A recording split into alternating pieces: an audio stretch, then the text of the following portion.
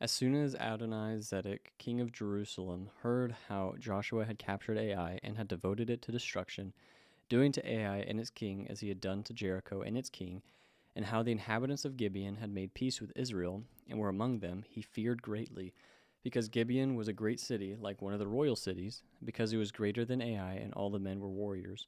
So Adoni-Zedek, king of Jerusalem, sent to Haham, king of Hebron, to Param, king of Jeremoth, to Japhia, king of Lachish, and to Dibri, king of Eglon, saying, Come up to me and help me, and let us strike Gibeon, for it has made peace with Joshua and with the people of Israel. Then the 5 kings of the Amorites, the king of Jerusalem, the king of Hebron, the king of Jeremoth, the king of Lachish, and the king of Eglon, gathered their forces and went up with all their armies and encamped against Gibeon and made war against it. And the men of Gibeon sent to Joshua at the camp in Gilgal, saying, Do not relax your hand from your servants. Come to us quickly, save us, and help us. For all the kings of the Amorites who dwell in the hill country are gathered against us. So Joshua went up from Gilgal, he and all the people of war with him, and all the mighty men of valor. And the Lord said to Joshua, Do not fear them, for I have given them into your hands. Not a man of them shall stand before you. So Joshua came up from them suddenly, having marched up all night from Gilgal. And the Lord threw them into a panic before Israel, who struck them with a great blow at Gibeon, and chased them by the way of the ascent at Beth Horon, and struck them as far as Azekah and Makkedah. And as they fled before Israel, while they were going down the ascent of Beth Horon, the Lord threw down large stones from heaven on them as far as Azekah, and they died. There were more who died because of the hailstones than the sons of Israel killed with the sword. At that time Joshua spoke to the Lord in the day when the Lord gave the Amorites over to the sons of Israel. And he said in the sight of Israel, Sun, stand still at Gibeon, moon, in the valley of Ajalon. And the sun stood still, and the moon stopped, until the nation took vengeance on their enemies. Is this not written in the book of Jashar? The sun stopped in the midst of heaven, and did not hurry to set for about a whole day. There has been no day like it before or since, when the Lord heeded the voice of a man, though the Lord fought for Israel. So Joshua returned, and all Israel with him, to the camp at Gilgal. These 5 kings fled and hid themselves in the cave of Makkedah, and it was told to Joshua, The 5 kings have been found hidden in the cave of Makkedah. And Joshua said, Roll large stones against the mouth of the cave, and set men by it to guard them. But do not stay there yourselves. Pursue your enemies, attack their rear guard. Do not let them enter their cities, for the Lord your God has given them into your hand. When Joshua and the sons of Israel had finished striking them with a great blow until they were wiped out, and when the remnant that remained of them had entered into the fortified cities, then all the people returned safe to Joshua in the camp at Makkedah. Not a man moved his tongue against any of the people of Israel. Then Joshua said, Open the mouth of the cave, and bring those 5 kings out to me from the cave. And they did so, and brought those 5 kings out to him from the cave, the king of Jerusalem, the king of Hebron, the king of Jeremoth, the king of Lachish, and the king of Eglon.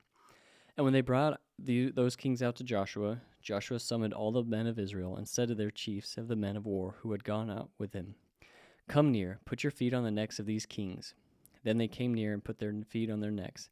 And Joshua said to them, Do not be afraid or dismayed. Be strong and courageous, for thus the Lord will do to all your enemies against whom you fight.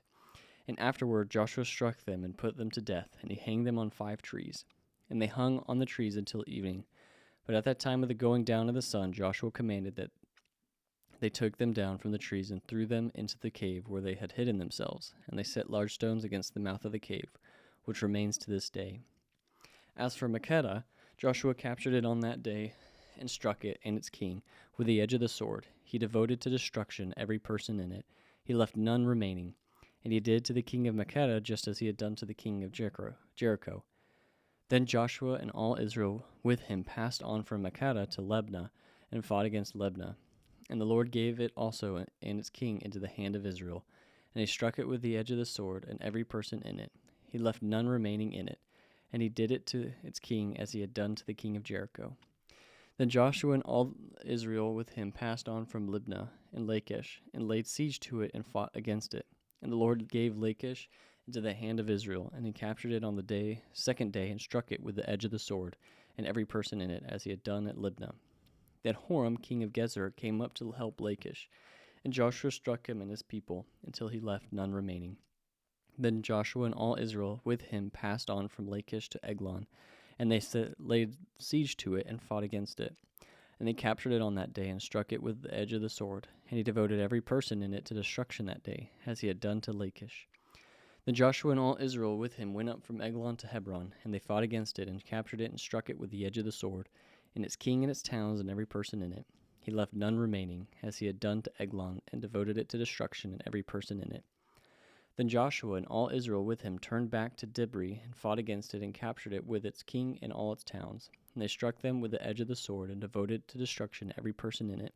He left none remaining. Just as he had done to Hebron and Libnah and its king, so he did to Debar and to its king. So Joshua struck the whole land, the hill country and Negeb, and the lowland and the slopes, and all their kings. He left none remaining, but devoted to destruction all that breathed, just as the Lord God of Israel commanded. Joshua struck them from Kadesh Barnea as far as Gaza, and all the country of Goshen, and as far as Gibeon. Joshua captured all these kings and their land at one time, because the Lord God of Israel fought for Israel. Then Joshua returned, and all Israel with him, to the camp at Gilgal.